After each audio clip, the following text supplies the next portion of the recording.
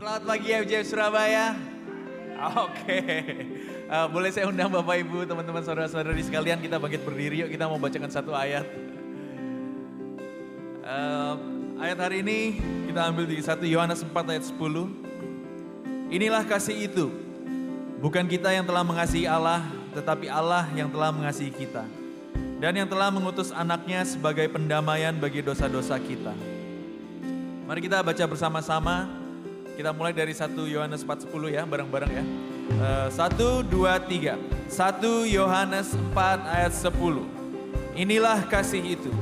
Bukan kita yang telah mengasihi Allah, tetapi Allah yang telah mengasihi kita. Dan yang telah mengutus anaknya sebagai pendamaian bagi dosa-dosa kita. Amin. Bapak yang surga, terima kasih Tuhan untuk pagi hari ini Tuhan Yesus. Kalau nggak bisa berkumpul dengan keluarga kami, dengan teman-teman kami, dengan rekan-rekan kami. Kami bisa berada di sini tanpa kekurangan satu apapun. Pagi ini Tuhan, kami mau mengingat Tuhan Yesus bahwa Engkau telah mengirimkan anak-Mu Tuhan yang tunggal kepada kami. Menjadi pendamaian bagi hidup kami ya Tuhan. Dan karena Engkau telah mengirimkan anak-Mu 2000 tahun yang lalu, kami ada di sini hari ini, kami bisa menyembah Engkau. Kami bisa memanggil Engkau Bapa. Dan kami bisa bernyanyi bersama dengan keluarga seiman ya Bapa. Kami mau angkat Tuhan pikiran hati kami pada hari ini. Pagi hari ini, biar semua yang kami ucapkan, semua yang kami nyanyikan itu bisa muliakan nama Engkau. Kami angkat Tuhan hari ini dalam tangan-Mu. In the name of Jesus we pray. Amen. Alright.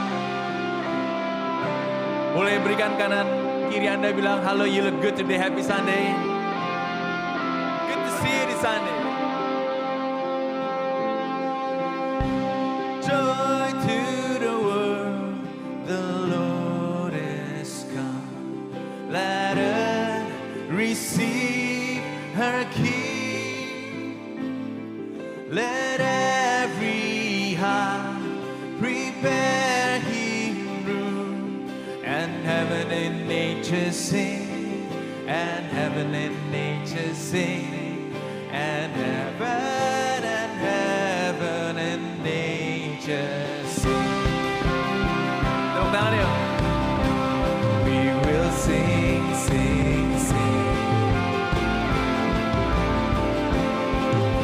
Joy to the world. Gak kerasa ya kita udah Desember. Celebrate Christmas together. Sama-sama nyanyikan. Joy to the world.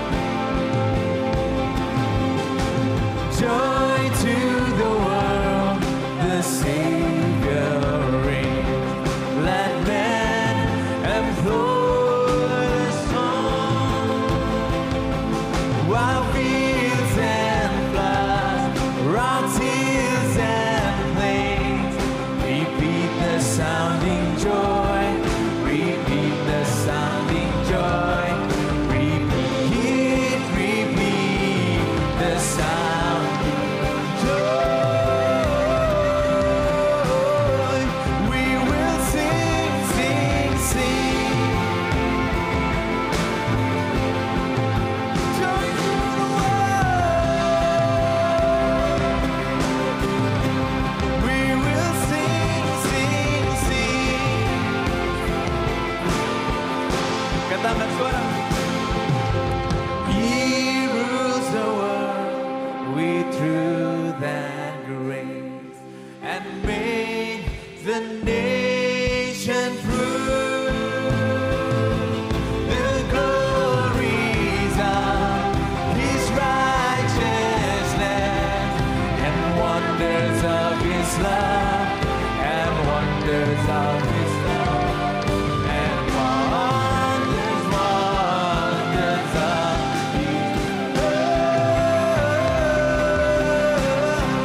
We will sing, sing, sing.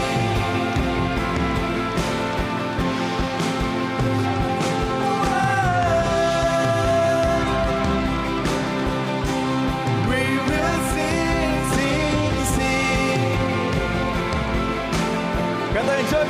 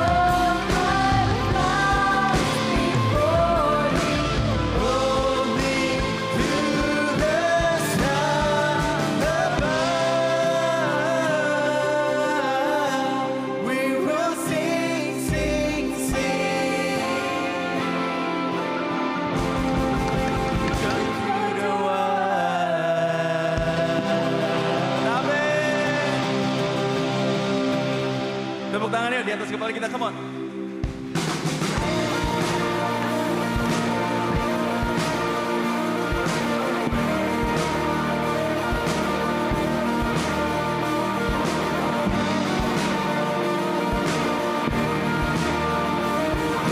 Serukan nama terhebat, Dia tinggi di atas segalanya. Kuasa baru tunduk padanya, Dia Tuhan.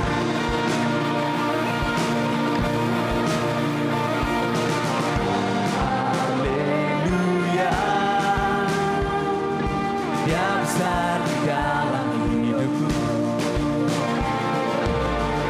Haleluya, kuasa kebangkitannya ada dalamku.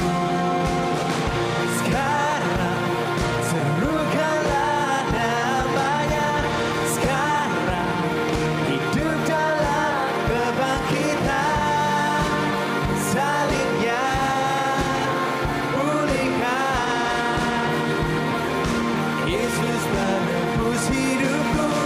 Sekarang saksikanlah perbuatannya. Sekarang berjalan dalam kebenaran. Salibnya bebaskan.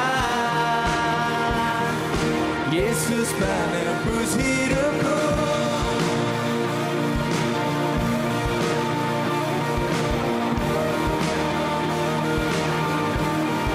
Angkat suara bersama.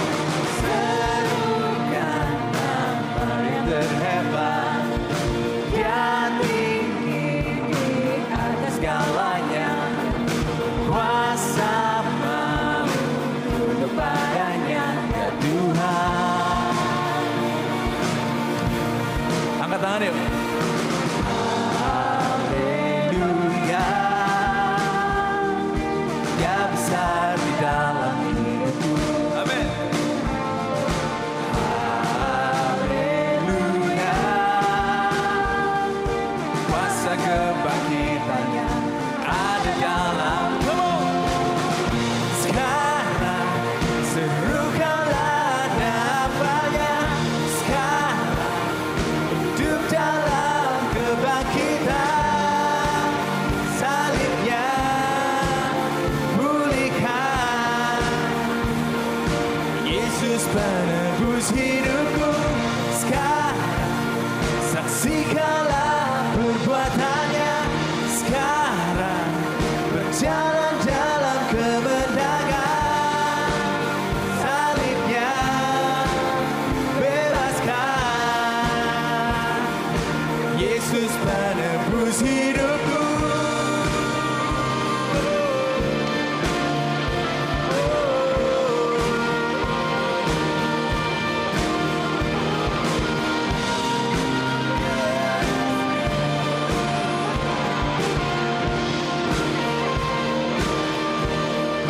Come on. Penebusku, pembebasku, Juru Selamat, Yesus Tuhan. Penebusku, pembebasku, Juru Selamat, Yesus Tuhan. Sekarang serukanlah namanya. Sekarang hidup dalam kebangkitan. Salibnya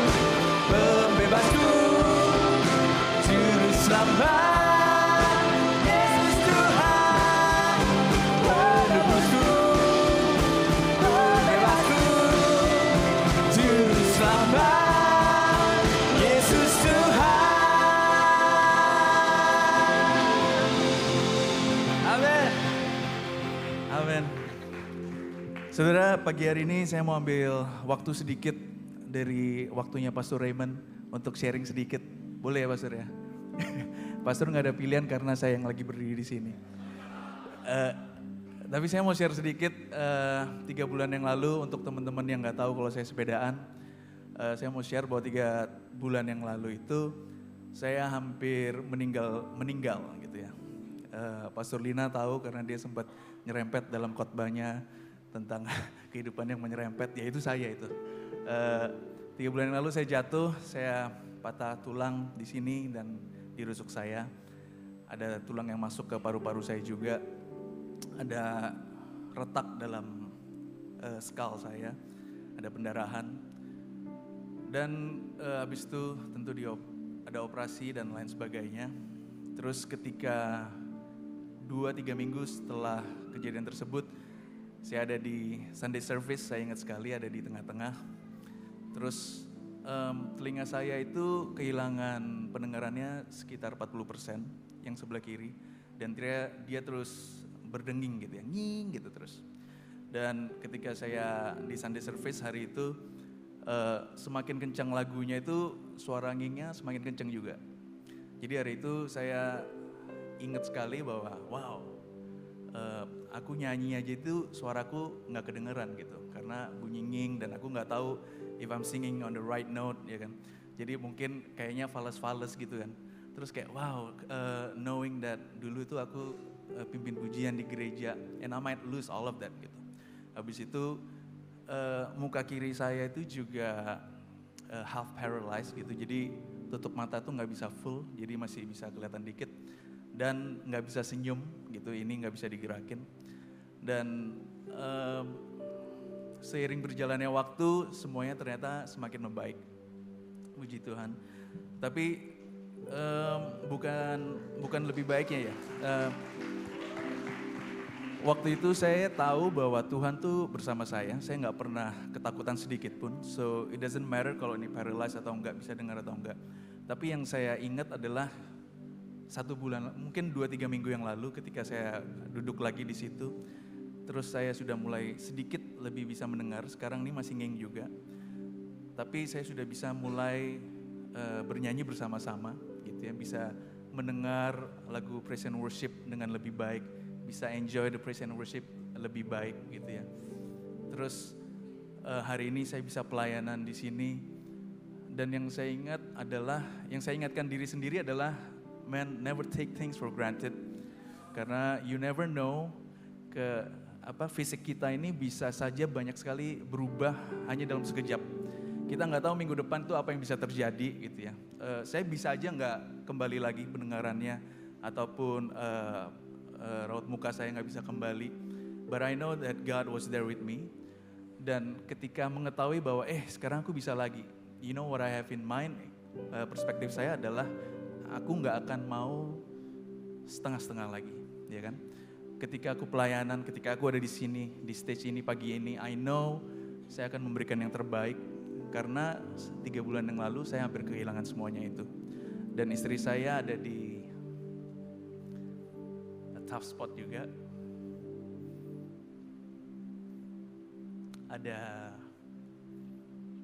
Ada kerja tangan dari Tuhan lah ya waktu itu untuk membawa kita ke hari ini. Tapi saya nggak mau saudara, teman-teman di sini mengalami apa yang saya alami. I don't pray for that, but I pray supaya perspektif yang saya punya, mindset yang saya punya ini bisa ada di dalam saudara. Kalau dulu saya merasa kayak pelayanan ya pelayanan, tapi sekarang pelayanan is mungkin terakhir kalinya, you don't know. Jadi ketika melayani Tuhan, please give your best. Let's give our best, ya kan. Kalau Anda belum melayani, let's start to serve others, serve God, ya kan. Karena kita diciptakan untuk memuliakan nama Tuhan, untuk melayani. And the life that is worth living is a life to serve other people, gitu ya. Jadi saya mau encourage the church, IFJF Surabaya. We are in need of a lot of people untuk melayani. Let's try to serve God starting next year. Aku mau encourage semuanya untuk mulai melayani dan berikan yang terbaik. Because this may not come twice gitu ya dalam kehidupan kita. Dan yang saya ingat juga adalah Tuhan tuh selalu setia. Pelayanan ataupun gak pelayanan, Tuhan masih cinta saudara dan saya. He's still there with me when I was in my high and in my low. Dan itu yang kita perlu remind ourselves that God is still good no matter what the situation is. Amen. Pagi hari ini saya mau ajak kita menyembah Tuhan bersama. Let's worship Him. Biarkan setiap kata itu menjadi lebih berarti dengan mindset yang baru ini. Amin.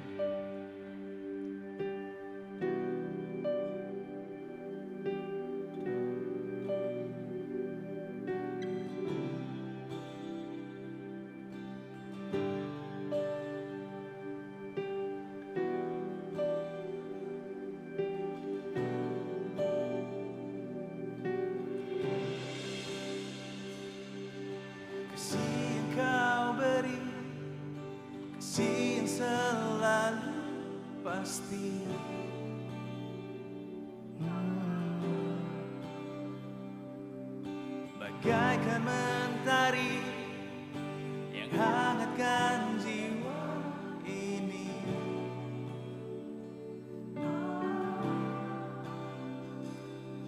Tanganmu yang bawaku ke akhir yang tenang, dengan kedamaian yang tak terhilang.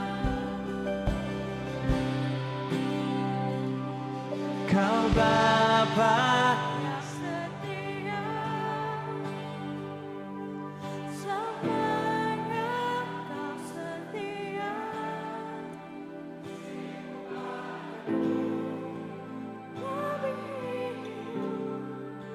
Kasih yang sempurna, yang tak pernah berubah, yang tak pernah tinggalkan.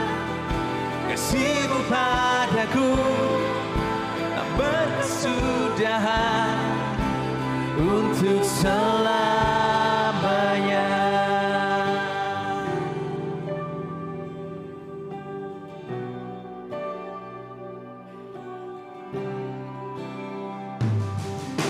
Kasih yang Kau beri, kasih yang selalu pasti.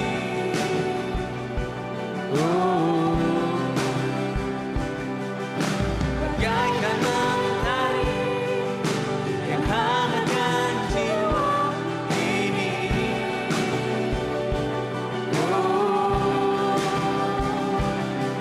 Tangan-Mu yang bawaku ke akhir yang tenang, temukan kedamaian yang tak terhilang. Kau Bapa yang setia, selamanya Kau setia. Kasih-Mu padaku melebihi hidup, kasih yang sempurna, yang tak pernah berubah, yang tak pernah tinggalkan. Kasih-Mu padaku tak berkesudahan untuk selamanya.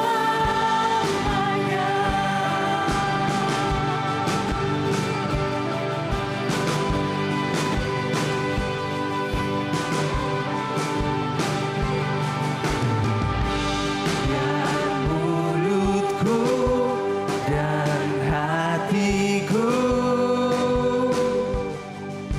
selalu memuji-Mu. Biar jiwaku dan hidupku bermegah di dalam-Mu. Biar mulutku dan hatiku selalu memuji-Mu. Biar jiwaku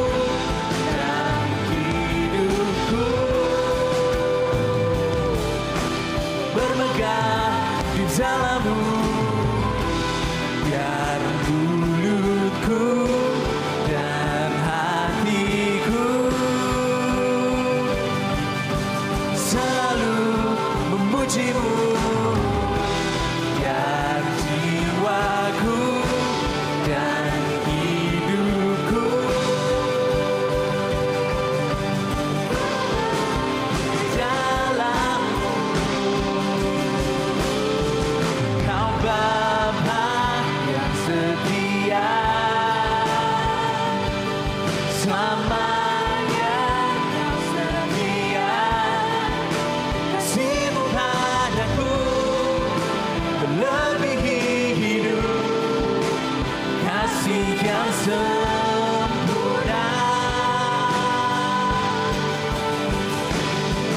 yang tak pernah berubah,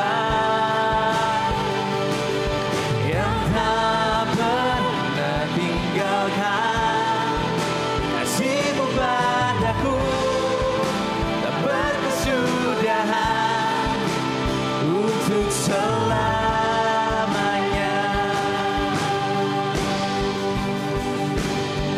yang tak pernah berubah, yang tak pernah tinggalkan kasih-Mu padaku, tak berkesudahan untuk selamanya.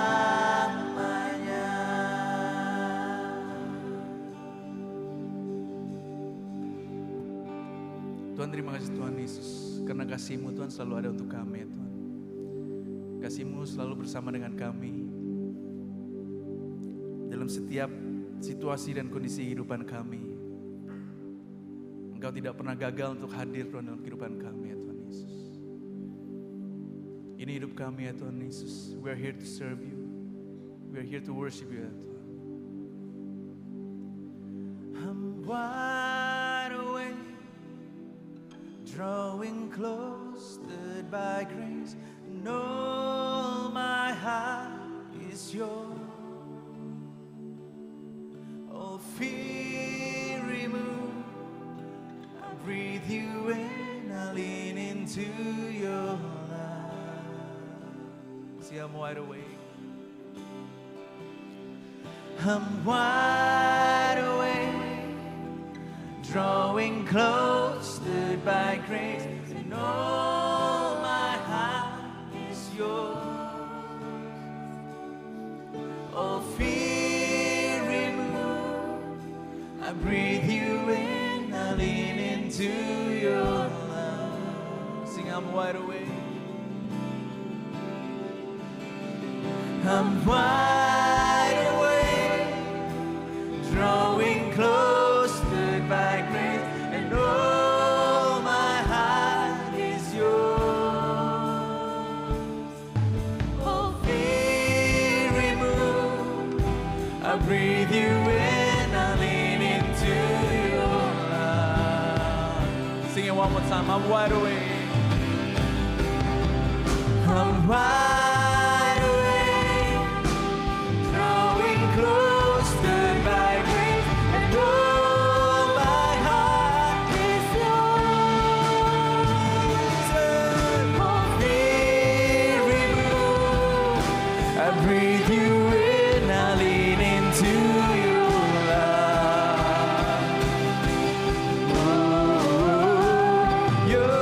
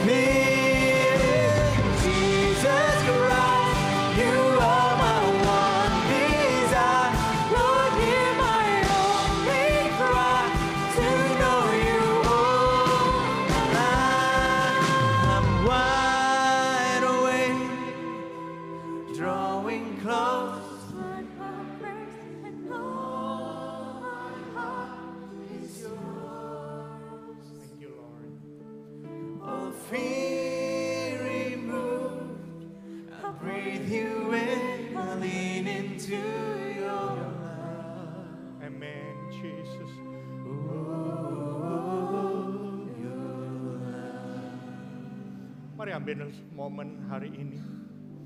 Ingat-ingat kebaikan Tuhan sepanjang tahun ini, sepanjang 11 bulan yang kita lalui. Mulai ingat-ingat apa kebaikan Tuhan yang kau sudah terima. Mungkin ada satu atau dua di mana engkau experience God's love di dalam kehidupanmu. Mulai ucapkan syukurmu di hadapan Tuhan. Mulai ucapkan dengan kata-katamu sendiri, thank you Jesus, thank you Lord Jesus. Mulai kata-katakan Tuhan, terima kasih Tuhan untuk kehidupan yang kau sudah berikan dalam kehidupan kami Tuhan. Tuhan bersyukur Tuhan kalau aku berhasil Tuhan melewati Tuhan 11 bulan ini Tuhan. Di tengah ketidakpastian Tuhan dalam kehidupanku. Thank you Lord Jesus. Mulai katakan dengan kata-katamu sendiri, ambil momen, katakan dalam hidupmu, Tuhan terima kasih Tuhan for your love Lord Jesus. Terima kasih Tuhan untuk kesehatan yang kau berikan Tuhan. Tuhan kami berdoa, Tuhan Yesus kami bersyukur Tuhan. Bahkan di tengah penderitaan kami, di tengah-tengah suasana berduka kami mungkin Tuhan, Engkau telah hadir Tuhan dalam kehidupan kami Tuhan. Tuhan berdoa, Tuhan bersyukur Tuhan untuk pernikahan yang kau berikan dalam kehidupan kami Tuhan. Bersyukur untuk orang tua yang kau berikan Tuhan dalam kehidupan kami. Bersyukur untuk anak-anak yang kau titipkan dalam kehidupan kami Tuhan. Terima kasih Tuhan kalau kami masih boleh melayani Engkau. What a privilege to serve you Tuhan. Raja di atas segala raja, it's because of your love Tuhan. Bukan karena kami yang mengasihi Engkau, tapi karena Engkau yang telah mengasihi kami lebih dahulu Tuhan. Ajar kami gak take it for granted Tuhan, kasih yang kau sudah berikan Tuhan dalam kehidupan kami. Terima kasih Tuhan. Thank you Jesus. Thank you Lord Jesus.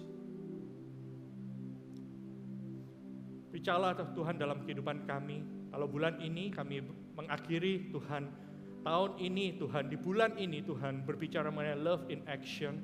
Tuhan biarlah kami memiliki motivasi yang benar Tuhan dari kasih-Mu Tuhan. Kasih-Mu Tuhan yang mengajarkan betapa panjang, betapa lebar, betapa tinggi dan dalamnya Tuhan dalam kehidupan kami Tuhan. Sehingga kami Tuhan boleh berada sebagaimana kami ada hari ini. Thank you Lord Jesus. Thank you for your love Lord Jesus. Thank you Jesus. Terima kasih Tuhan. Berkati pemberitaan firman-Mu hari ini. In Jesus mighty name we pray. Amen. Berikan tepuk tangan untuk setiap volunteers yang melayani baik di depan maupun di belakang. Silakan duduk Bapak Ibu Saudara sekalian.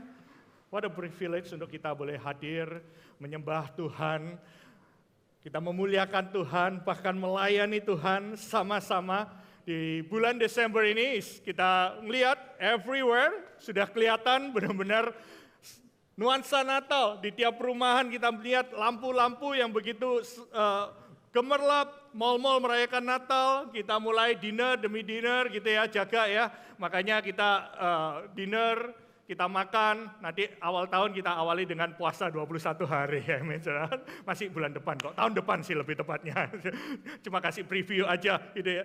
Dan gereja kita memiliki tema bulan ini adalah Love in Action. Katakan sama-sama Love in Action. 1, 2, 3. Love Action. Nah, kalau Anda perhatikan di bawah tadi ada bazar dari IFGF Women dan juga Kids, juga ada Carnival. Kalau Anda sudah datang ke sana, kemudian Anda mungkin anak-anak Anda ada di Carnival, it's so fun. Kita bisa have fun sama-sama di dalam rumah Tuhan. Tapi tahukah Anda bahwa kita melakukannya ini karena kita mau, kita menyumbangkan hasilnya. Kalau Anda melihat ada kids, ada bazar dari women, kita lihat hasilnya itu nanti akan disumbangkan untuk suatu pembangunan gedung kids di suatu melalui Genped dan kemudian ada di dalam summer mission. Dan kalau kita lihat, kita juga iKids menerima baju dan mainan dan kita kumpulkan hari ini di tempat di booth Generasi Peduli. Dan kita tahu Natal identik dengan charity, identik dengan kegiatan amal.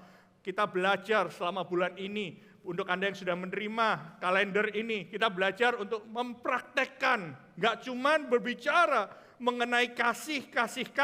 Karena firman Tuhan, 1 Yohanes 3 ayat 18 mengatakan, anakku, marilah kita mengasihi, bukan dengan perkataan atau dengan lidah saja, kalau saya kasih tanda kurung ya, tapi dengan perbuatan dan dalam kebenaran. Makanya waktu kita mengasihi with love and the truth. Nah, tapi pernah nggak sih Anda berpikir bahwa sebenarnya setiap orang, apapun agamanya, apapun kepercayaannya, somehow dalam kehidupan mereka percaya akan yang namanya kegiatan amal, benar ya? Mereka percaya bagaimana mereka bisa memberikan kepada orang lain untuk meringankan beban dan lain sebagainya. Bahkan kalau kita berbicara soal donasi, bicara soal angka, mungkin orang-orang yang di luar Kristus pun ada yang memberikan dalam jumlah cukup besar, bahkan kepada organisasi-organisasi Kristen sekalipun. Nah, pertanyaannya adalah, apa sih bedanya? Kalau kita melakukan love in action, terutama waktu kita lakukan Natal dalam suasana bulan Desember akhir tahun ini, waktu kita melakukan perbuatan baik, kita memberikan hidup kita untuk memberikan dampak kepada orang-orang di sekitar kita. Tiap hari kita coba melakukan, hopefully nggak hanya di bulan Desember, nggak hanya di tahun ini saja, tapi saya berdoa ini menjadi suatu habit untuk kita memberi dampak kepada orang lain. Pertanyaannya kan adalah, apa sih bedanya orang Kristen, pengikut Kristus, dengan orang di dunia yang mungkin nggak kenal Tuhan Yesus? Saya mau kasih tahu, bedanya adalah motivasinya. Motivasinya, dasarnya adalah kasih. Karena kenapa? Ada orang yang berbuat baik, karena motivasinya adalah mengisi kekosongan hidupnya. Hidupnya udah nggak tahu mau ngapain lagi. Ya udahlah, hopefully dengan memberikan ini, aku bisa mengisi kekosongan hidupku. Nggak salah, tapi itu adalah langkah awal. Yang saya berdoa, kami semua berdoa adalah Anda bertumbuh dalam kasih Tuhan, sehingga Anda punya pengertian yang benar tentang kasih itu. Karena ada orang yang berbuat baik untuk mendapatkan penerimaan. Semua orang ditraktir, kalau perlu dia pakai hutang, pakai kredit card. Pokoknya semua orang happy. Supaya apa? Supaya aku bisa diterima oleh golongan tersebut. Aku pokoknya ikut semua orang, aku kelihatan baik supaya aku mendapat penerimaan dalam komunitas tertentu. Ada orang yang berbuat baik supaya bisa masuk surga. Tapi kita percaya surga, kekekalan adalah karena kita menerima keselamatan, kasih karunia dari Tuhan Yesus. Makanya Natal kita rayakan, Paskah kita rayakan untuk mensyukuri bagaimana apa yang Tuhan berikan, pengorbanan. Ada orang yang berbuat baik karena takut hukuman gitu ya. Jangan-jangan kalau aku nggak berbuat baik, aku akan mendapat malapetaka. Makanya ketika ada hal-hal yang jelek, keserempet orang, aduh jangan-jangan aku lupa berbuat baik. Jangan-jangan aku lupa memberi sesuatu. Kadang-kadang kita berbuat baik hanya karena untuk menghindari hukuman. Ada orang yang berbuat baik karena ingin mendapatkan hasil secara instan, secara langsung. Akibatnya dia katakan, aku sudah memberi ini, aku sudah mengasihi ini, kok aku nggak terima balasannya, kamu memperlakukan aku kok seperti itu. Sehingga kita seringkali merasa kita bertepuk sebelah tangan, termasuk sama Tuhan. Makanya hari ini, yuk kita sama-sama belajar love in action.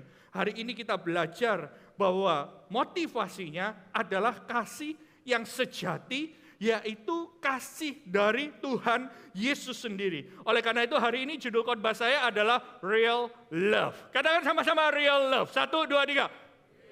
Love.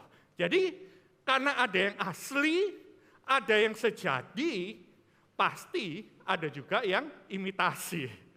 Ada yang palsu, ada yang imitasi. Tapi hari ini yuk kita belajar bagaimana kita membedakan kasih yang sejati dengan kasih yang imitasi, yang hanya pura-pura dan hanya sekedar ingin mendapatkan sesuatu in return.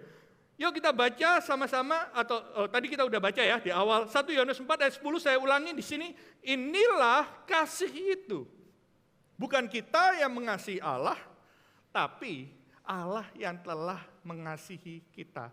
Jelas di sini dikatakan bahwa dasar motivasi kasih secara pengikut Kristus adalah karena Allah telah mengasihi kita dan mengutus anaknya 2000 tahun yang lalu kurang lebih sebagai apa? Pendamaian bagi dosa-dosa kita. Ini yang kita terima. Jadi penting untuk kita tahu, dalam bahasa Inggrisnya terjemahan New Living Translation dikatakan this is real love. Jadi kalau kita berbicara mengenai real love, dikatakan bukan karena kita yang mengasihi, karena nature manusia nggak bisa mengasihi Tuhan lebih dahulu. Makanya kita berusaha mengenal Tuhan, kita begitu banyak kegagalan, karena kita berusaha mengerti kasih Tuhan. Dan kita nggak bisa mengerti itu, sampai Tuhan menyatakan dirinya, dan menjadi korban tebusan, supaya kita diperdamaikan. Karena dosa di dalam kehidupan kita nggak punya pengertian yang benar. Dan saya mau kasih tahu bahwa Yohanes, dalam 1 Yohanes 3 dan 1 Yohanes 4 ini especially, dia sedang berbicara pada waktu itu, di zaman penganiayaan Romawi, begitu banyak ajaran-ajaran palsu. Bahkan kalau Anda baca 1 Yohanes 3 dan 1 Yohanes 4, ditulis oleh Rasul Yohanes yang sama menulis kitab Injil Yohanes, dia mengatakan bahwa, kamu harus bisa membedakan loh ajaran Tuhan sama ajaran guru-guru palsu. Karena guru-guru palsu itu memberikan interpretasi sendiri-sendiri tentang Injil itu. Mereka menganggap kematian dan kebangkitan Tuhan Yesus itu enggak real. Mereka penyangkalan terhadap inkarnasi Yesus, bahwa Yesus itu bisa berinkarnasi. Mereka menyangkal kasih dan anugerah Tuhan. Mereka enggak bisa melihat bahwa keselamatan itu by grace. Mereka sedang mempromosikan kehidupan yang bahkan antinomianisme tanpa aturan. Dan mereka sedang menyebarkan pengajaran-pengajaran gnostisisme pada waktu itu. Dan dia mengatakan, di tengah-tengah kebingungan ini, yuk justru di tengah-tengah kita dibingungkan oleh pengajaran-pengajaran yang palsu, kata Yohanes di situ, respon gereja ini harusnya gimana? Makanya dia tulis tentang kasih ini.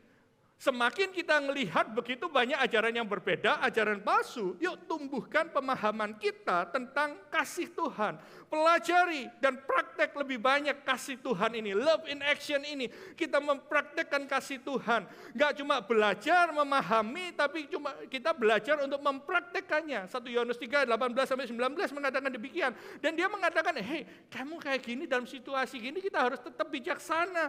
We have to know, kita harus yakin kita punya conviction terhadap apa yang kita pelajari. Makanya perlu kasih, harus menerima kasih. Dan dia mengatakan, jaga persatuan ini, harus ada unity. Hindari perpecahan akibat mungkin debat yang enggak perlu. Makanya dasar semuanya itu, kasih yang harus mendominasi kehidupan kita. Nah, kenapa sih kok dasarnya itu harus kasih? Karena Paulus pernah mengatakan gini, keahlian tanpa kasih itu tidak ada isinya. Dia bisa punya pengetahuan, tapi nggak ada kasih. Itu seperti tong kosong nyaring bunyinya. Kita bisa melihat orang, begitu banyak orang mengajarkan sesuatu, pengetahuan, skillsnya. Tapi kalau niatnya bukan ingin membangun kehidupan orang, nggak ada kasih. Itu kita dengarkan kan, tahu kan, nggak ada substance gitu loh kalau orang ngomong. Dan Paulus juga pernah mengatakan karunia rohani, dia punya iman yang dapat memindahkan gunung. Tapi kalau dia nggak punya kasih, itu nggak berguna firman Tuhan. Paulus juga mengatakan pemberian, pengorbanan sampai mati pun, kalau motivasinya bukan karena kasih, itu nggak ada faedahnya. Saya mau di minggu pertama ini, saat kita memperingati momen Natal, kita menyelidiki hati kita sendiri, akan motivasi kita, why we do what we do di dalam kehidupan kita. Dalam hubungan kita dengan Tuhan, dalam hubungan kita dengan sesama, dengan orang tua kita, dengan anak-anak kita, dengan pasangan kita, dengan suami atau istri kita, bahkan dengan orang lain. Karena kata kasih yang dipakai di sini adalah kata kasih yang dari Tuhan itu agape.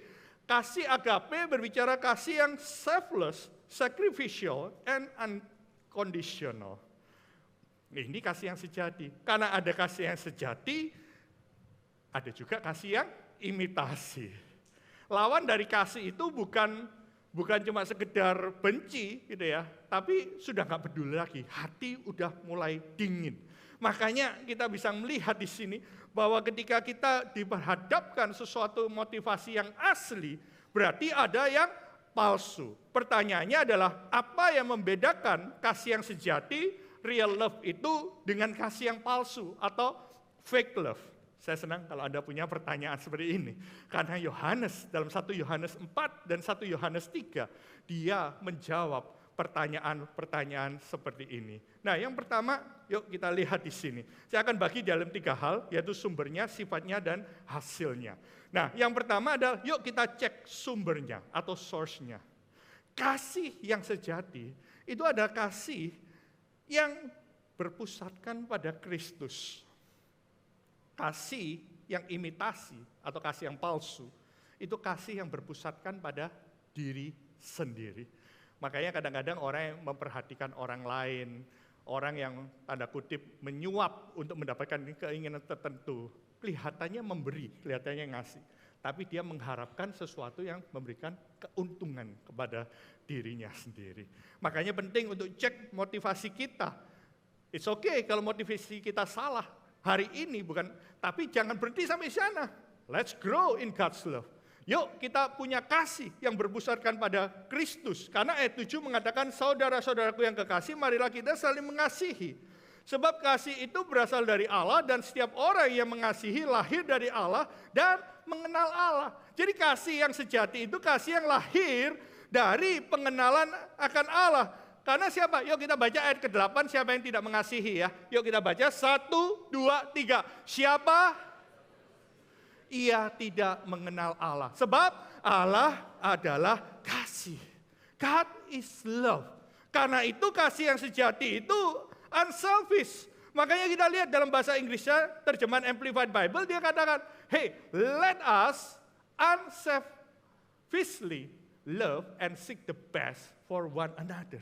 Kasih yang sejati itu memperhatikan kepentingan orang lain.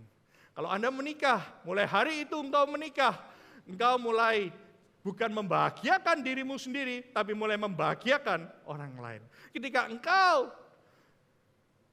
berhubungan dengan orang lain, entah engkau menjadi pemimpin atau engkau menjadi seorang teman, yuk ketika engkau memiliki kasih Tuhan, dasarnya itu adalah unselfish love.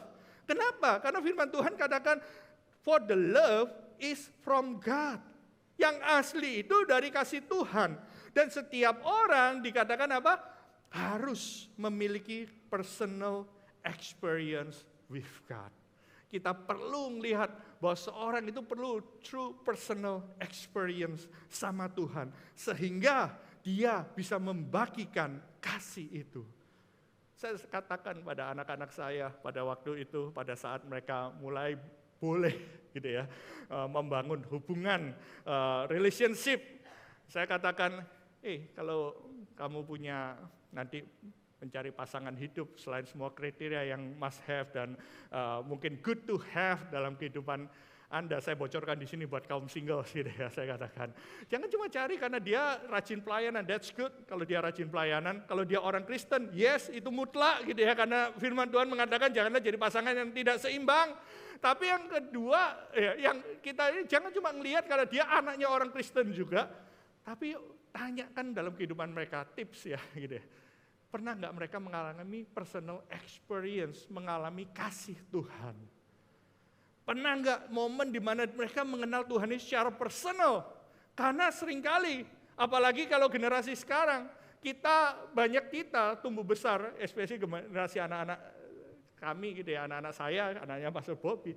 Kadang-kadang kita itu mengenal gereja terlebih dahulu melalui kelas kids, iKids, kelas sekolah minggu dan lain sebagainya. Kadang-kadang mereka mengenal Tuhan itu sebelum mereka mengenal Tuhan. Beberapa dari kita mengenal Tuhan dulu baru masuk ke gereja. Dan tahukah Anda, waktu kita masuk kids itu kita melakukan semua dengan baik dan lain sebagainya. Kita mengajarkan semua kebenaran. Kita belajar. Tapi anak-anak kita kadang-kadang juga ikut karena mereka ikut orang tuanya. It's good untuk mendapatkan pengajaran. Tapi waktu dia bertumbuh remaja, realitas hidup mulai ada. Mereka mulai mempertanyakan apa yang aku ajarkan mungkin nggak sesuai dengan apa yang dunia ajarkan. Disitulah kita mulai bertanya. Makanya saya katakan penting untuk setiap orang dalam memilih pasangan hidup bertanya ketika mereka mungkin pernah mengalami momen di dalam kehidupan di mana mereka mengenal kasih Tuhan itu yang sejati. Karena itu gereja membantu kita mulai dari kids setiap generasi untuk mengenal Tuhan. Tapi tetap ada tugas dan tanggung jawab kita secara personal untuk mengenal Dia secara pribadi. Yang setuju boleh katakan amin. Yang setuju boleh katakan amin. Amin. Makanya kita mau anak-anak kita pun mengalami pengenalan personal faith sama Tuhan. Encounter God's love secara pribadi. Dan saya berharap pasangan hidup Anak-anak kita pun mengalami personal love. Karena apa? Karena waktu di altar pernikahan, janji nikah kita itu adalah aku bisa mengasihi kamu seperti Kristus mengasihi jemaatnya. Unless kita para pria, laki-laki ini mengenal Kristus secara pribadi, susah untuk kita bisa mengasihi tanpa syarat. Karena kasih Yesus itu berkorban. Unless yang wanita ini bisa tunduk kepada Kristus secara pribadi, susah untuk dia bisa masuk dalam pernikahan. Kok jadi ngomong pernikahan gitu ya. Nah ini tips aja buat kita semua. Kita harus mengalami experience God's love. Katakan kiri kanan, kamu harus mengenal Tuhan secara pribadi. Katakan, kalau belum besok minggu depan angkat tangan ya kalau altar call. Mengalami kasih Tuhan secara pribadi. God's love itu karena kasih Tuhan itu berbicara mengenai karakter Allah. Center alone God's character. Kasih yang dari dunia, cenderung manipulatif, self-centered. Gak peduli sama orang lain, penuh dengan manipulasi, gak genuine, mengasihi orang karena ada maunya dalam kehidupan mereka. Makanya Yohanes mengajak, yuk kita sama-sama belajar. Karena apa? The love we share, kita bisa melihat di sini, itu harus reflect character of God, holy, just, and perfect. Nah contohnya apa? Coba kalau kita perhatikan, waktu kita mengasihi orang berdosa, termasuk di dalamnya orang-orang yang terlibat sebagai kaum mungkin LGBTQ, orang-orang yang LGBT, orang-orang berdosa dan lain sebagainya. Banyak orang, terutama teman-teman di youth juga pernah tanya pada waktu itu, sikap gereja gimana? Buat kami, bahwa kita sebagai gereja, yes semua dosa, nggak ada yang lebih menjijikkan daripada dosa-dosa tertentu, semua sama menjijikannya. Tapi yang saya mengatakan bahwa kasih Yesus bisa cover setiap dosa kita, asal mereka mau bertobat kembali dalam jalan-jalan yang jahat, kembali pada yang jalan yang benar. Karena begitu banyak orang terlalu self-pity, oh iya kita harus mengasihi orang ini dulu berdosa, orang ini terlibat dalam perzinahan, orang ini mungkin terlibat berbagai macam, mungkin pernah membenci orang, bahkan mungkin menyakiti orang, pernah hidupnya jauh dari Tuhan. Kadang-kadang waktu kita mengasihi, kasih kita itu mendorong mereka untuk selalu self-pity, terbuai. Tapi firman Tuhan jelas, kalau kita mengasihi, let's believe in God's character.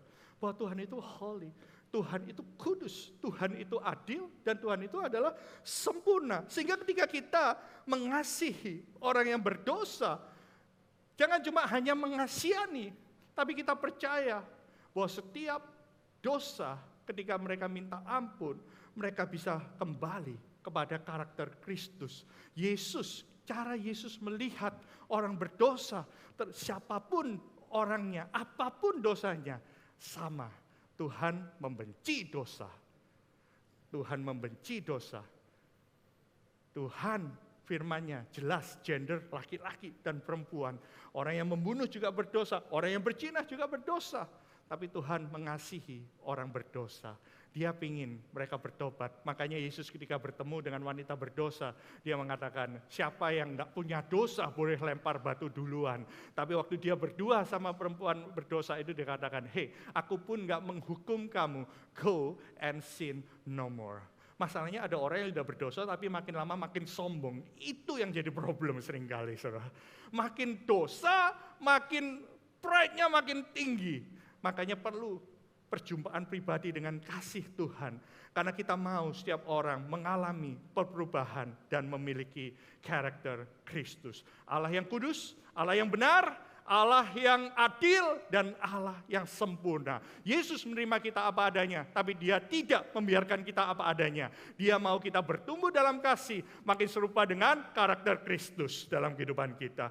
Makanya kita bisa melihat beberapa orang berpikir bahwa bukti terbesar dari kehadiran Tuhan itu adalah waktu kita punya power. Wah, Tuhan menyertai aku punya power. Beberapa orang berpikir bahwa bukti terbesar kehadiran Allah dalam hidupnya adalah kita punya popularitas.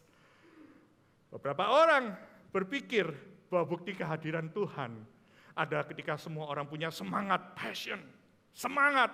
Tapi saya mau kasih tahu, bukti terbesar kehadiran karya Allah adalah ketika ada kasih. Karena di mana Allah hadir dan bekerja, di situ ada kasih.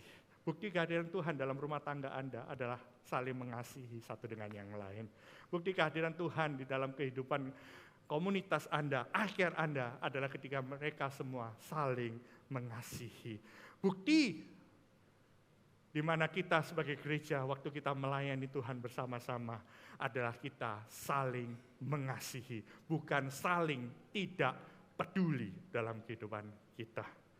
Hal yang kedua, tadi kita belajar tentang sumbernya.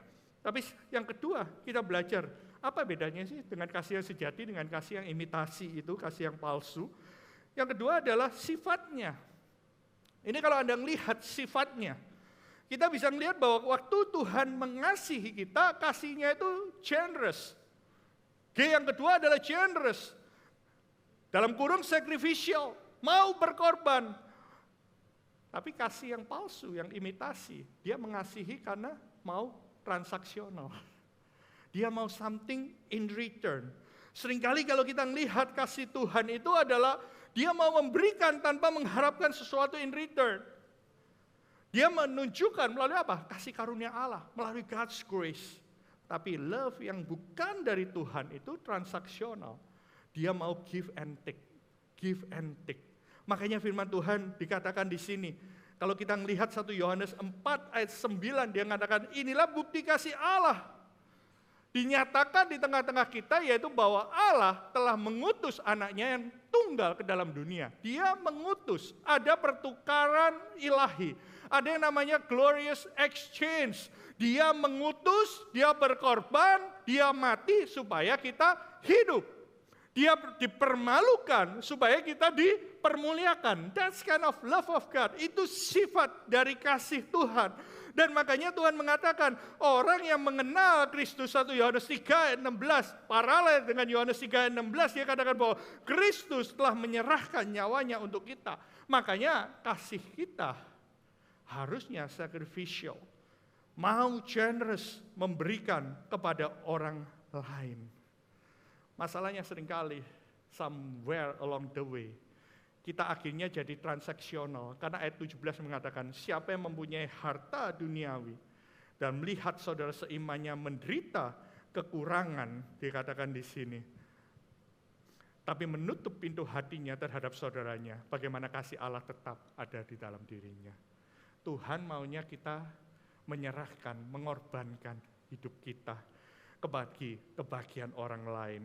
Tapi dasar manusia seringkali transaksional. Nah, kadang-kadang kasih agape ini kita perlu tahu gitu ya. Diterjemahkan juga sebagai kasih yang mau berkorban. Kasih yang benar-benar, kok enggak ada. Kasih yang disengaja, yang tanpa syarat. Kasih yang merupakan hasil dari pilihan, bukan perasaan dan emosi. Makanya kadang-kadang dalam kehidupan kita, yang tadinya kita itu mau berkorban, coba tunjukkan tadi yang compare contrast, akhirnya jadi transaksional. Yang tadinya harusnya sabar, menjadi orang yang pemarah. Makanya kita bisa melihat kasih agape ini adalah kasih yang mengesampingkan perasaan, memilih. Berapa banyak di sini punya anak waktu lahir, Anda sadar dengan sesadar-sadarnya bahwa suatu saat anak Anda mungkin bisa tidak taat, bisa menyimpang dari jalan Tuhan. Tapi the moment dia lahir, anak kita, buat orang tua yang normal lah pokoknya, kita tahu, kita bisa tahu bahwa walaupun anak kita itu menyimpang dari jalan Tuhan, atau nggak nurut sama kita tetap memilih untuk mengasihi. Benar nggak ya? Tapi seringkali dalam kehidupan kita, kasih sacrificial itu jadi pemarah, transaksional, mencari keuntungan sendiri, bersuka cita karena ketidakadilan, menyimpan kesalahan orang lain, cemburu. Dalam kehidupan relationship nikah, yang tadinya kita itu mau berkorban, saya selalu di setiap khotbah pernikahan saya mengatakan, hey husband, pria, tahukah Anda akan jadi imam, raja, dan nabi? You better learn kasih Kristus itu di dalam kehidupanmu. Karena kasih Kristus kepada jemaatnya itu berkorban, rela mati. Kamu siap gak berkorban? Semuanya jawab, yes saya bersedia. Karena kalau enggak kawin kan gitu ya saudara. Tapi somewhere along the way, saudara, yang tadinya Sabar bisa jadi pemarah karena realitas hidup. Yang tadinya itu menyimpan kesalahan orang lain, yang tadinya menutupi segala sesuatu, akhirnya menyimpan kesalahan. Keep scoring, 1-1, 2-2, transaksional. Dan yang tadinya itu saling percaya, akibatnya nggak ada lagi kepercayaan, nggak ada lagi pengharapan, nggak punya hope atas pernikahan mereka, memegahkan diri, sombong, dan akhirnya mereka nggak sadar bahwa mereka sudah mulai hitung-hitungan di dalam hubungan suami istri. Senin sampai beberapa waktu yang lalu saya baru ikut Pastor Marriage Gateway dikirim oleh gereja ini dan di-host oleh Pastor Jeffrey Rahmat. Dia mengatakan dalam seminar dalam Gateway di situ bahwa hubungan yang tadinya harusnya sacrificial, yang harusnya exchange, kemudian menjadi transaksional, keep scoring. Tanpa sadar ketika Anda mulai hitung-hitungan antara suami dan istri, tanpa sadar benih itu akan membawa kematian dalam suatu hubungan. Check our motivation kita. Karena cinta itu ada cinta yang benar-benar yang dari Tuhan, yang mau melihat, menguntungkan orang lain. Tadi Andrew menyampaikan sesuatu yang sangat baik, saudara. Dia mengatakan jangan sampai kita harus mengalami near death experience gitu ya, NDE gitu ya, untuk kita bisa menghargai arti dari pelayanan gitu ya. Dia yang biasanya selalu semangat melayani Tuhan, tiba-tiba nggak berjaya selama beberapa bulan dan lihat orang lain pelayanan, dan dia tadi yang katakan dengan kata-katanya sendiri bahwa I will never take it for granted setiap kesempatan untuk melayani Tuhan. Berapa banyak diberkati oleh kesaksian saudara Andrew tadi? Wow.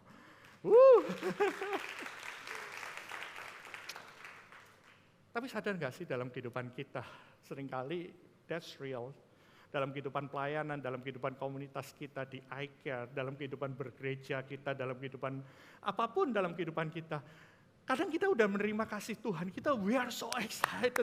Woi, aku mengenal kasih Tuhan. Kalau Anda ngelihat teman-teman, mungkin yang baru diangkat anggota, yang baru menerima keselamatan, yang baru dibaptis, passionnya itu berapi-api. Benar-benar, aku dapat kesempatan melayani, aduh puji Tuhan, aku dikasih kesempatan untuk bersih-bersih aja, aku dilipatkan. Thank you church, thank you iCare leader, thank you orang-orang yang ngasih kesempatan. Begitu banyak kata-kata thank you. Karena kita dikasih kesempatan, pertama kali dikasih kesempatan untuk sharing di depan iCare, dikasih kesempatan untuk mungkin berbicara di mimbar, kasih kesaksian, ada excitement, dikasih kesempatan untuk jadi asyir, menyalami, halo selamat pagi. But somewhere along the way, realitas hidup kita merasa dikecewakan, kita merasa ada unmet expectation. Setahun melayani Tuhan, 2 tahun, 3 tahun, 5 tahun, termasuk dalam pernikahan, ada ekspektasi yang gak pernah di-deal, dan akhirnya kita burn out sendiri, passionnya hilang. Tetap sih aku melakukannya, tapi hanya melakukan kewajiban. Sebagai suami dan istri, aku tetap sih melayani suamiku, aku tetap sih memberi nafkah pada keluargaku, tapi ini semua hanya kewajiban semata. Lawan dari kasih itu ada ketidakpedulian. Puji Tuhan kalau suami atau istri Anda masih suka ngomeli Anda, tanda dia masih sayang, saudara.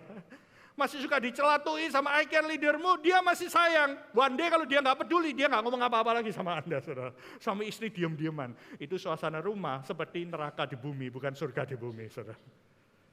Karena apa yang hilang ketika kita sudah nggak peduli satu dengan yang lain, ketika kasih itu dingin. Yang pertama adalah sukacita itu hilang. Yang tadi ini the joy of serving God, the joy of serving one another, tiba-tiba itu hilang. Dan jelas kalau nggak ada sukacita, nggak ada lagi damai sejahtera. Berapa orang punya pelarian, lari dari rumah, cari kerjaan, mau pelayanan, atau pokoknya di luar rumah sampai malam ketemu lagi. Kenapa? Karena udah nggak ada peace dalam rumah tangganya, kasihnya udah mulai dingin. Cari pelarian. Dan yang paling penting ketika tidak ada kesatuan, tidak ada love di dalam suatu komunitas, di dalam keluarga, yang hilang apa? Hadirat Tuhan. Anda mau khotbah 5 menit, Anda merasa nggak dapat apa-apa. Mau khotbah panjang, lebih nggak dapat apa-apa. Nggak ada hadirat Tuhan, nggak ada presence of God. Waktu nyembah asal-asalan, saya senang tadi, waktu habis kita dengar kesaksian, waktu Allah yang setia, waktu musik berhenti, saya bisa mendengar suara kalian. Doa. Saya mau kita setiap kali menyembah Tuhan, kita mendengar kesaksian, atau kita menguatkan atau enggak, waktu kita menyembah Tuhan, out of love kita nyembah Dia, karena Dia Allah yang layak disembah. Yang setuju boleh katakan amin. Saya senang dengan Kau Allah yang setia. Kita bisa melihat, wow, that's good. Itulah hati kita ketika kita punya passion. Kita mulai melihat, ketika kita mulai dingin, let's go back to first love. Karena firman Tuhan mengatakan, Yohanes mengatakan di Wahyu pasal 2, kasih mula-mula itu bisa hilang. The good news, kasih yang mula-mula itu bisa dibangkitkan kembali, saudara. Bertobat, lakukan kembali apa yang kau lakukan sedia kala. Karena apa? Kasih sejati rela berkorban untuk keuntungan orang lain. Tapi kasih yang palsu, imitasi, mengorbankan orang lain demi keuntungan diri sendiri. Let's go back to our first love yang ingin membangun kehidupan satu dengan yang lain. Dasarnya apa? Motivasinya apa? Kasih Kristus. Dan yang ketiga, yuk kita lihat adalah hasilnya. Yang ketiga adalah hasilnya. Saya undang pemain musik boleh datang, maju ke depan gitu ya. Kalau kita melihat kasih yang sejati sama kasih yang imitasi, kita melihat adalah outcome-nya atau hasilnya. Apa yang dihasilkan? Yang dihasilkan dari kasih sejati adalah godly confidence dari orang-orang yang ada di dalam lingkungan mereka. Kalau di dalam keluarga kita ada godly confidence, kita punya goal, anak-anak kita punya godly confidence kepada Tuhan melalui keluarga yang kita bangun. Kalau di dalam kepemimpinan kita bisa melihat, mungkin kita pemimpin iCare, kita bisa melihat ada godly confidence, setiap orang punya godly confidence kepada Tuhan. Kenapa? Karena 1 Yohanes 4 ayat 8 dikatakan, di dalam kasih tidak ada ketakutan. Kalau kita membangun segala sesuatu dengan manipulasi, dengan selfish ambition, yang ada adalah fear and insecurity. Ketakutan dan rasa tidak aman. Dan firman Tuhan mengatakan kasih yang sempurna melenyapkan ketakutan. Sebab ketakutan mengandung hukuman dan siapa yang takut tidak sempurna di dalam kasih. Makanya God's real love, kasih yang sejati instill godly confidence and courage. Menghancurkan, melenyapkan segala ketakutan, rasa tidak aman, sehingga kita bisa melihat pribadi-pribadi yang penuh dengan godly confidence di dalam rumah Tuhan, di dalam keluarga kita, di dalam iCare kita. Tapi kalau kita nggak membangun berdasarkan kasih Tuhan, ada begitu banyak orang penuh ketakutan, insecure. Kita melihat banyak mengalami kecapean, disappointment, brokenness. Kalau kita melihat contoh, mungkin contoh waktu kita mendidik anak-anak kita, karena kita bisa melihat hasilnya. Efesus 6 ayat 4 itu pernah mengatakan, jangan bangkitkan kemarahan di dalam hati anak-anakmu. Tapi sadarkah kita, saya sebagai papa, kita sebagai orang tua, kadang-kadang kan kita melampiaskan frustrasi kita dalam kerjaan, dalam keadaan di luar, frustrasi. Kadang-kadang nyampe rumah, anak baru ngajak main, kita langsung marah. Sampai akhirnya hati-hati dalam kemarahan kita bisa mengucapkan kata-kata yang menghancurkan harga diri dari anak-anak kita. Sama halnya dengan teman-teman kita, suami dengan istri. Kadang-kadang waktu kita frustrasi, tanpa sadar kita marah. Dan itu kena nyerang identitas dari lawan bicara kita. Makanya kita melihat di sini, ketakutan, rasa nggak aman, dibangun ketika kita tidak bisa membagikan kasih Allah. Why? Karena kalau kita melihat anak kita, keluarga kita, orang-orang sekitar kita, mereka nggak kenal Allah secara kasat mata, mereka nggak bisa lihat Tuhan. Mereka belajar God's love dari rumah kita, dari papa mamanya, kasih yang dibangun oleh orang tuanya, termasuk tentang love, forgiveness, bagaimana saling mengampuni, bagaimana menyelesaikan konflik. Tanpa sadar, kata-kata yang kita ucapkan di tengah kemarahan kita menjadi tuduhan. Dan orang yang tertuduh, 1 Yohanes 3 ayat 20 dia mengatakan, ketika hati menuduh kita, Allah lebih besar daripada hati kita. Tanpa sadar, kita seringkali penuh full of condemnation. Tapi saya mau kasih tahu bahwa Allah lebih besar daripada setiap condemnation yang kita taruh dalam hidup kita. Jika hati kita tidak menuduh, kita punya keberanian untuk mendekati Allah.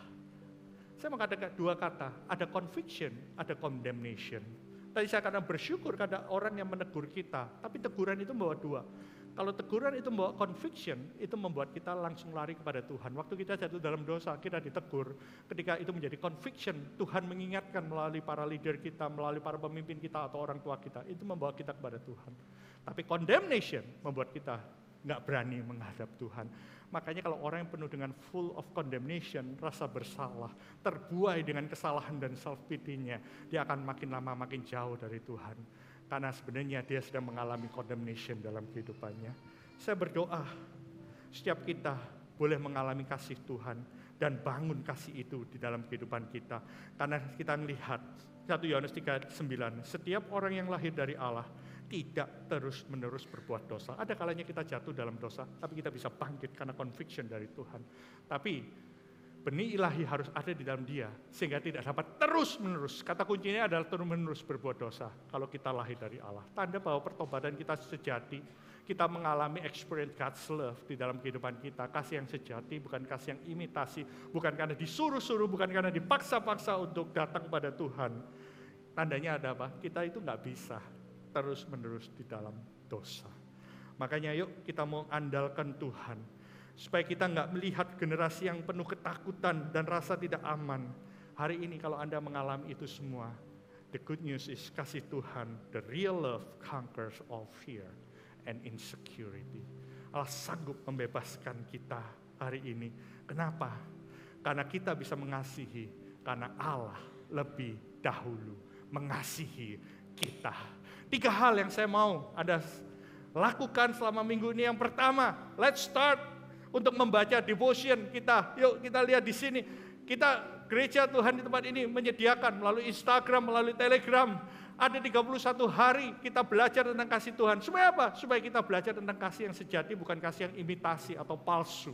Hal yang kedua yang saya mau lakukan, kita semua lakukan. Yuk ambil ini, lakukan. Tapi lakukan dengan motivasi yang benar, bukan karena supaya kita yes, kita mau rame-rame gitu ya, mau pasang di Instagram, mau show supaya encourage, supaya kita lakukan sama-sama, it's okay gitu ya. Tapi lebih dari itu motivasi kita karena, oh iya ya, kita mau berbagi kasih Tuhan yang sudah ada di dalam kehidupan kita. Mudah-mudahan 31 hari ini menjadi habit. Hari ini beri pujian orang yang tidak dikenal. Jadi kalau hari ini baru kenalan, kasih pujian yang wajar ya. Kasih, jangan yang bikin orang ilfeel, baru kenal kok udah ngomongnya kayak gini gitu ya. Nah, tapi kita bisa melihat 31 hari. Kalau kita melakukan, kita bisa sama-sama membangun suatu habit yang baru. Hal yang ketiga, minggu depan kita celebrate our Christmas celebration. Gitu. Jangan datang sendirian, bawa teman-teman, bawa keluarga Anda. Let's celebrate together sama-sama. Kita mau sama-sama belajar untuk mengenal kasih yang sejati itu. Yang pertama dari sumbernya, God-centered. Bukan berpusat pada diri kita sendiri. Kita akan belajar sifat dari kasih Tuhan. Sacrificial, generous, not transactional. Dan hasil yang kita bisa lihat dari kasih itu adalah godly confidence. Orang-orang yang takut akan Tuhan. Yang berani menghampiri tahta kasih karunia Tuhan. Bahkan ketika mereka berbuat salah. Bukan orang-orang yang penuh dengan ketakutan dan rasa tidak aman. Kalau Anda berkata, Pastor, hari ini mungkin aku punya motivasi yang salah dalam kasih. Saya katakan, it's okay untuk start that way. Karena kita pun nggak luput. Saya pun bisa mementingkan diri sendiri. Kadang transaksional sama orang lain. Pernah juga jatuh dalam ketakutan dan insecurity dalam kehidupan. But keep walking in God's love. Karena pengenalan akan kasih yang sejati, itu berasal dari Allah. Bayangkan kalau 31 hari ini kita pakai momen ini untuk mempraktekkan kasih Tuhan. I believe ada transformation, terutama dari diri kita sendiri, kedua pasangan kita, kemudian keluarga kita, komunitas kita, gereja kita. Kita bisa belajar sama-sama love in action berdasarkan kasih yang sejati. Mari kita doa. Tuhan, kami mengucap syukur Tuhan untuk hari ini. Berkati berjamuan kudus hari ini Tuhan. Biarlah kasih yang sejati itu Tuhan, Kau ingatkan terus Tuhan, untuk kami lakukan berdasar dari kasih Kristus. Mari kita ambil roti. Yuk sama-sama kita bangkit berdiri. Angkat roti di tangan kanan kita. 2000 tahun yang lalu, kasih yang sejati ini berkorban melalui Yesus Kristus untuk memberikan dirinya ganti dosa kita. Ada pertukaran ilahi ya, ada pertukaran yang mulia. Di mana kita yang harusnya mati, kita hidup. Kita yang harusnya dipermalukan, kita mengalami kemuliaan. Kita yang tadinya bersalah dibenarkan oleh karena pertukaran yang ilahi ini. Karena kedatangan Tuhan Yesus. Malam pada waktu Yesus diserahkan, dia mengambil roti dan memecah-mecahkan dan berkata, inilah tubuhku. Perbuatlah ini menjadi peringatan akan daku.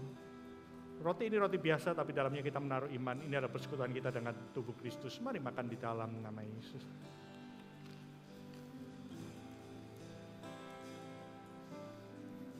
Mari buka anggur ini. Angkat di tangan kananmu, tanda engkau menghormati pengorbanan anggur perjanjian baru, darah Tuhan Yesus yang dicurahkan. Haleluya. Dan Tuhan Yesus mengambil cawan namanya, inilah darah anggur perjanjian baru tercurah bagi pengampunan dosamu. Perbuatlah ini menjadi peringatan akan daku, sebab setiap kali kau minum, engkau memperingat kematianku sampai aku datang kedua kalinya. Ini adalah anggur biasa, tapi dalamnya kita menaruh, ini adalah persekutuan dengan darah Yesus. Mari kita minum di dalam nama Yesus. Letakkan di bawah, let's worship Him. Alami, experience God's love. Love so deep is washing over me. Amen. Your face is all I see. Yes Lord, mari You sembah Dia, are angkat my tanganmu sama Tuhan. everything. Ucapkan syukur atas kasih-Nya. Jesus Christ, you are my one desire. Lord, hear my only cry to know you all my life. Love so deep is washing over me. Your face is all I see. You are my everything. Jesus Christ, you are my one desire.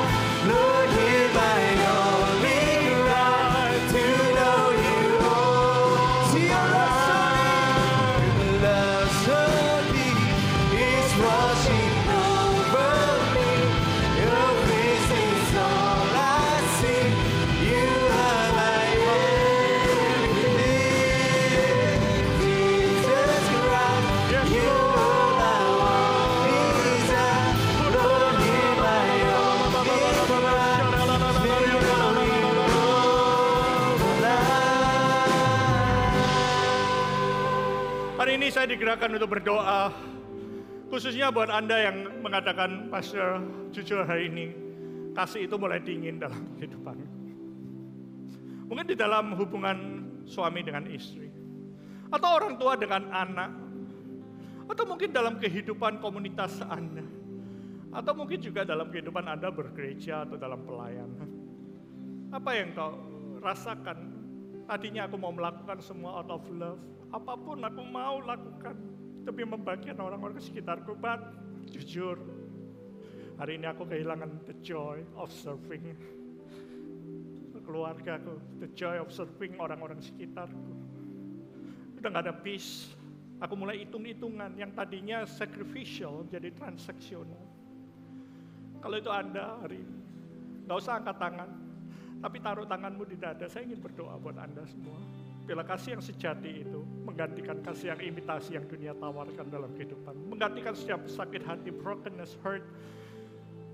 Kita gak luput.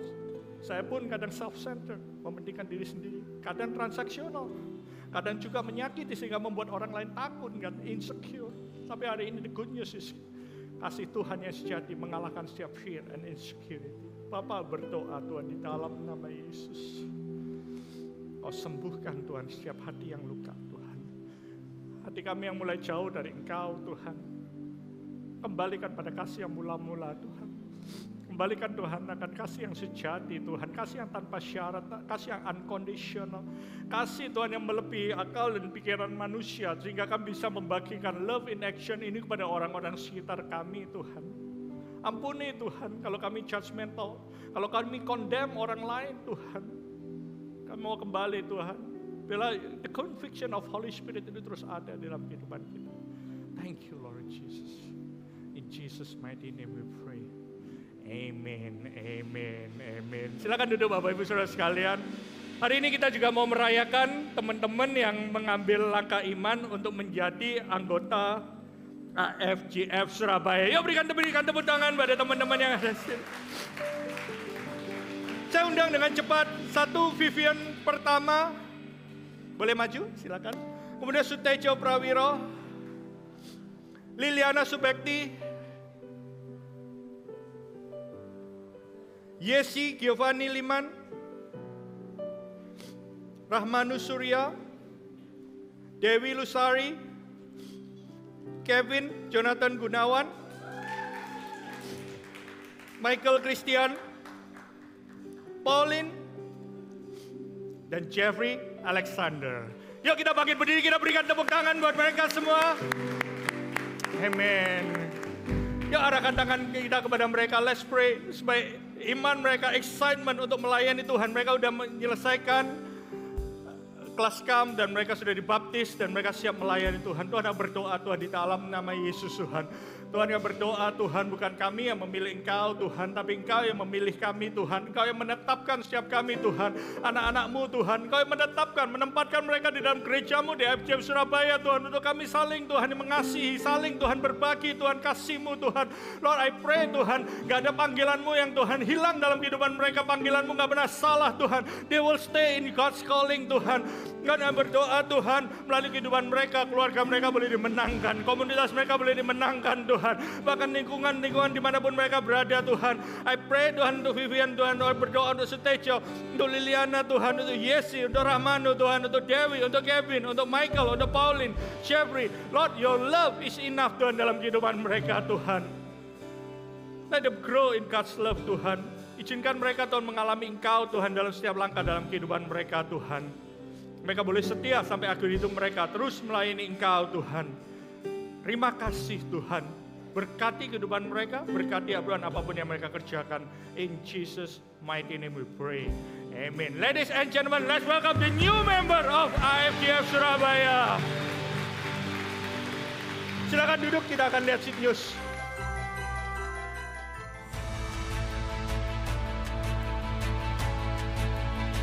Kami mengucapkan terima kasih yang sebesar-besarnya karena sudah berpartisipasi dalam mendukung program Love in Action di bulan ini dengan melakukan donor darah.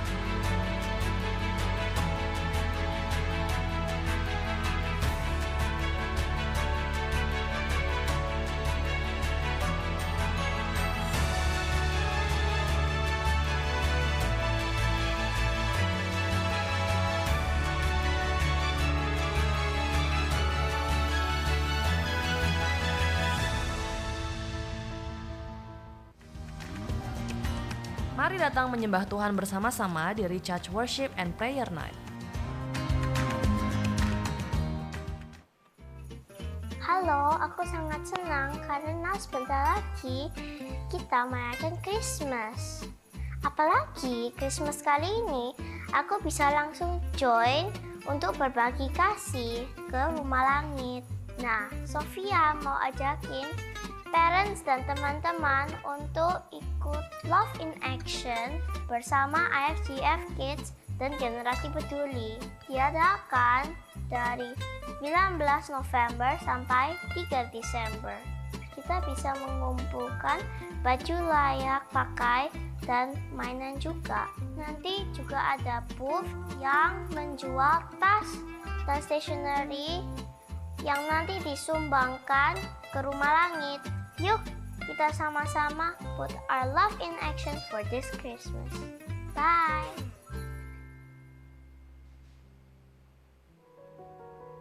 Hari dan waktu berjalan tanpa ampun.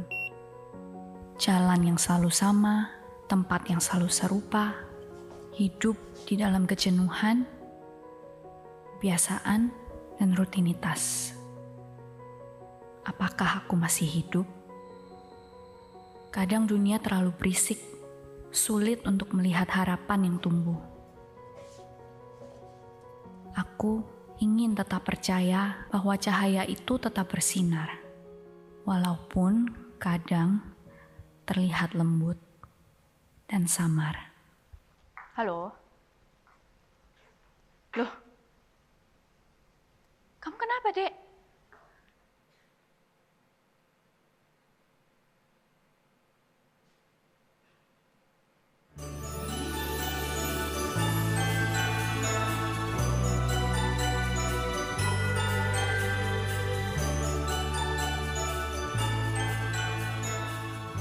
Selamat pagi FGF Surabaya. Pagi. Perkenalkan saya Pastor Indra Karyanto atas nama tim pengembalaan di FGF Surabaya. Dengan sukacita kami ingin menyampaikan melihat bintang di atas pohon serikaya. Selamat datang di FGF Surabaya. Bagi Anda yang hadir di tempat ini maupun Anda yang mengikuti secara online, kami sekali lagi mengucapkan selamat datang.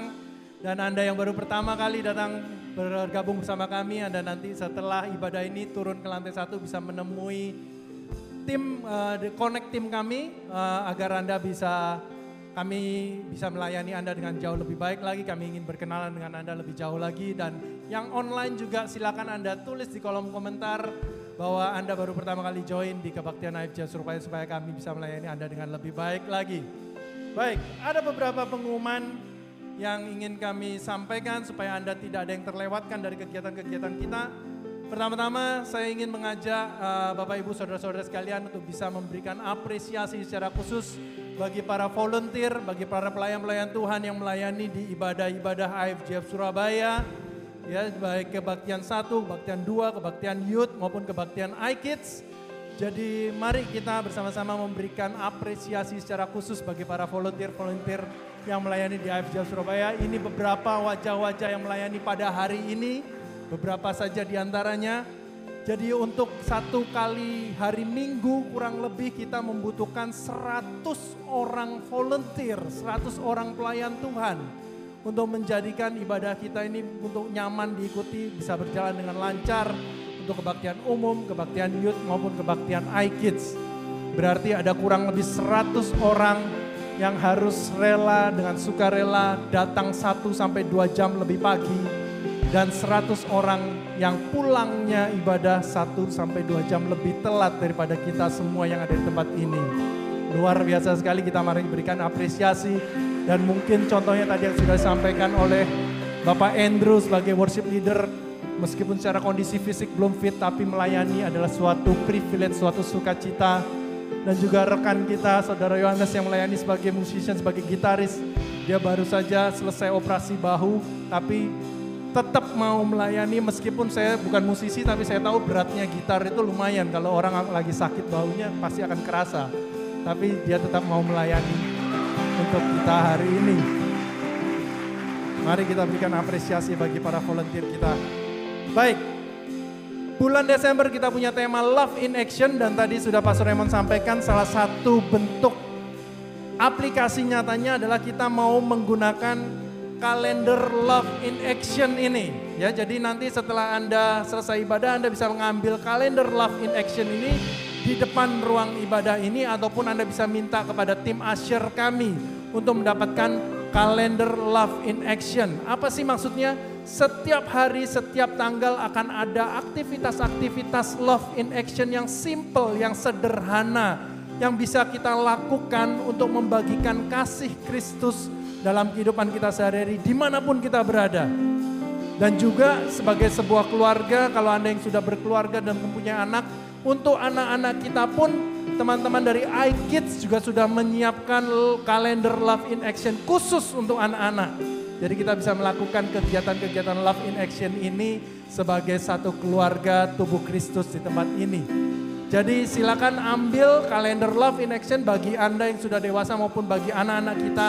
Dan kita laksanakan, kita lakukan supaya menjadi habit, jadi kebiasaan bagi kita berbagi kasih kepada siapa saja di sekeliling kita. Dan ada bonusnya, ini sekedar bonus saja. Kalau Anda sudah melakukan kalender Love in Action ini 7 hari berturut-turut, maka teman-teman dari IFJF Office sudah menyediakan bonus berupa voucher untuk bisa makan bakso Cakman yang ada di depan. Beneran ini ada vouchernya. Untuk cara mendapatkan vouchernya Anda bisa ikuti di Instagram IFJF Surabaya. Anda bisa ikuti di Instagram IFJF Surabaya. Tentu saja tidak semua ya, tentu saja sifatnya akan semacam diundi. Tapi bukan itu poinnya, kita mau membiasakan diri kita untuk berbagi kasih Kristus. Dan salah satunya kita dibantu dengan panduan kalender Love in Action ini. Baik bagi kita yang sudah dewasa maupun bagi anak-anak kita. Baik, pengumuman berikutnya nanti ketika Anda turun dari ruang ibadah ini, seperti Anda tahu di bawah teman-teman dari IFJF Women mengadakan basar dan karnival. Jadi silakan Anda berpartisipasi karena semua hasilnya akan didonasikan melalui Yayasan Generasi Peduli. Ya, jadi di bawah ada stand-stand basar, lalu di ruang playground ada tempat untuk bermain permainan karnival, permainan karnaval untuk anak-anak kita. Ya, jadi khusus untuk anak-anak. Tadi ada beberapa bapak-bapak yang protes ke saya. Ini sebenarnya bapaknya juga pengen juga untuk main. Tapi itu khusus untuk anak-anak. Dan hasilnya tetap akan didonasikan untuk melalui Yayasan Generasi Peduli kita. Kemudian satu lagi di bangku Anda akan menemukan stiker seperti ini. Ya, jadi Anda akan menemukan stiker-stiker seperti ini. Anda bisa gunakan stiker ini untuk menuliskan pesan-pesan, ayat-ayat yang menguatkan atau kata-kata yang menguatkan. Lalu Anda bisa tempelkan di pohon Natal yang ada di depan ruang kebaktian kita ini. Ya, jadi silakan pakai stiker ini untuk kita menuliskan ayat-ayat firman Tuhan yang menguatkan. Kata-kata yang menguatkan lalu kita tempelkan di pohon Natal yang sudah disediakan di depan ruang kebaktian ini supaya banyak orang bisa menjadi diberkati juga dengan apa yang kita tuliskan. Kalau Anda membutuhkan alat tulisnya, kami sudah siapkan juga alat tulisnya di depan ruang kebaktian ini. Ya, jadi ayo kita berpartisipasi dalam kegiatan-kegiatan Love in Action di bulan Desember ini. Kemudian jangan lupa mark your calendar, tandai kalender Anda. Minggu depan, tanggal 10 Desember kita akan merayakan perayaan Natal IFJF Surabaya. Come on! Minggu depan, perayaan Natal IFJF Surabaya. 2 kali kebaktian, jam 8.30 dan jam 10.30. Pastikan Anda hadir. Ajak teman, saudara, tetangga, kenalan, siapapun yang mungkin belum bergereja atau belum mengenal Tuhan untuk bisa hadir dan menikmati kasih Tuhan melalui perayaan Natal IFJF Surabaya minggu depan 10 Desember jam 8.30 dan jam 10.30, 2 kali kebaktian. Juga ada kebaktian untuk iKids, perayaan Natal juga untuk kebaktian iKids-nya. Ya, jangan lupa 10 Desember 2023. Dan untuk mengikuti kegiatan-kegiatan update dari IFJF Surabaya, silakan Anda ikuti di akun sosial media kami di Instagram maupun YouTube dengan nama akun @IFJF Surabaya, @IFGF Surabaya. Silakan diikuti untuk update-update kegiatan dari gereja kita. Baik, kita akan akhiri ibadah kita pada pagi hari ini. Saya undang Bapak Ibu Saudara sekalian untuk bisa bangkit berdiri. Kita akan akhiri ibadah kita pada pagi hari ini. Tuhan, mengucap syukur Tuhan untuk segala kebaikan-Mu, anugerah-Mu, kebaikan-Mu dalam kehidupan kami Tuhan. Untuk anugerah terbesar, kasih terindah dalam kehidupan kami yang sudah Kau karuniakan bagi kami, yaitu keselamatan, kehidupan kekal bersama-sama dengan Engkau lewat pengorbanan-Mu di atas kayu salib. Terima kasih Tuhan, kami ucap syukur setiap firman yang sudah ditaburkan Tuhan akan tertanam, berakar kuat dan dalam, bertumbuh baik, berbuah luar biasa dalam kehidupan setiap jemaat-Mu tempat ini. Dan minggu depan kami boleh merayakan Natal, menikmati sukacita Natal bersama-sama dengan Engkau dan bersama dengan saudara-saudara kami yang belum mengenal Engkau, sehingga banyak jiwa akan dimenangkan untuk kemuliaan nama-Mu. Terima kasih Tuhan, terima kasih Tuhan. Mari angkat tangan terima berkat dari Tuhan. Tuhan memberkati Engkau dan melindungi Engkau. Tuhan menyinari engkau dengan wajahnya dan memberikan engkau kasih karunia-Nya. Tuhan menghadapkan wajahnya kepadamu dan memberikan engkau damai sejahteranya. Berkat pemeliharaan dari Bapa Surgawi, berkat keselamatan kehidupan kekal dari Tuhan Yesus Kristus, dan berkat penyertaan pertolongan Roh Kudus menyertai Bapak Ibu saudara-saudari sekalian mulai hari ini sampai selama-lamanya. Dalam nama Tuhan Yesus Kristus, semua jemaat Tuhan yang terima berkat sama-sama katakan amin. Selamat hari Minggu, Tuhan Yesus memberkati.